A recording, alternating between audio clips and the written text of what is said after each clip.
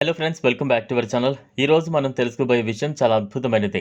మనం పురాణాల్లో, శాస్త్రాలలో, పంచాంగాలలో కొన్ని ప్రత్యేకమైన మార్గదర్శకాలు ఉంటాయి.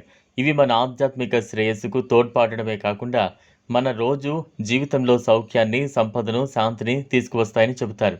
అలాంటి ఓ విశేషమైన విషయమే కాకికి ఒక ప్రత్యేకమైన ఆహారాన్ని తినిపిస్తే అష్టైశ్వర్యాలు లభిస్తాయనే నమ్మకం.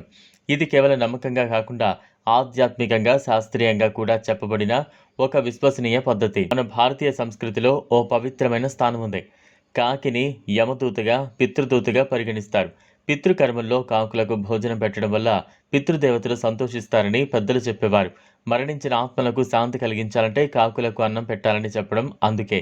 పితృదేవతల కృప మన కుటుంబంపై ఉంటే సౌభాగ్యం, ఆరోగ్యం, ఐశ్వర్యం, ధన సంపదలు, వంశవృద్ధి అన్నీ సాధ్యమవుతాయి. ఇక అసలు విషయానికి వస్తే ఏ ఆహారాన్ని కాకికి తినిపించాలంటే అష్టైశ్వర్యాలు మన జీవితంలోకి వస్తాయో తెలుసుకుందాం. అది బియ్యంతో చేసిన పెరుగన్నం. ప్రతి అమావాస్య రోజున లేదా పితృపక్షంలో ఒకరోజు ఉదయాన్నే శుద్ధంగా స్నానం చేసి బియ్యాన్ని ఉడకబెట్టి దానిలో శుభ్రంగా తయారు చేసిన పెరుగు కలిపి కొంచెం తేనె కలిపి కాకులకు తినిపిస్తే అది ఒక శక్తివంతమైన పితృతర్పణంగా భావించబడుతుంది. ఇది పితృదేవతలకు అత్యంత ఇష్టమైన నైవేద్యంగా చెప్పబడింది. వల్ల పితృదేవతలు తృప్తి చెంది మన కుటుంబానికి ఆశీర్వాదాలు ఇస్తారు.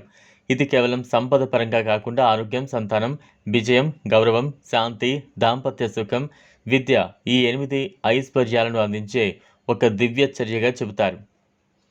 ఇక్కడ మరో విశేష విషయం ఉంది. మీరు ఈ పనిని నిస్వార్థంగా, మనస్ఫూర్తిగా చేస్తేనే ఫలితాలు అనుభవించగలరు. కేవలం ధనాన్ని ఆశించి కాకులకు తినిపిస్తే ప్రయోజనం ఉండదు. పితృపూజలు, తర్పణాలు చేస్తే ఆత్మలు శాంతి చెంది మనకు మంచి ఫలితాలను ఇస్తాయని భారతీయ ధర్మశాస్త్రాలు చెబుతున్నాయి.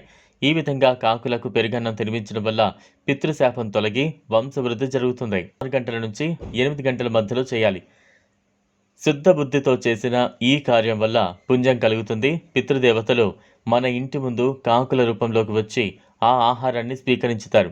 వారు తృప్తి చెందితేనే మన ఇంట్లో ఐశ్వర్యం స్థిరంగా ఉంటుంది. మన పూర్వీకులు చెప్పిన ఈ విధానం నేటికి అనేక కుటుంబాల్లో పాటించబడుతోంది. ఇది కేవలం ధార్మికంగా కాకుండా జీవ సంరక్షణకు తోడ్పడే పని. కాకులు కూడా ప్రకృతిలో కీలకమైన పాత్ర పోషించేవి. అవి మృతదేహాలను తినడం ద్వారా ప్రకృతిని శుభ్రంగా ఉంచుతాయి. ఇలాంటి జీవికి ఆహారాన్ని అందించడమే ఓ పెద్ద పుణ్యంగా పరిగణించబడుతోంది. ఈ వీడియో మీకు నచ్చినట్లయితే లైక్ చేయండి, షేర్ చేయండి, ఛానల్ను సబ్స్క్రైబ్ చేసుకోండి. Thanks for watching.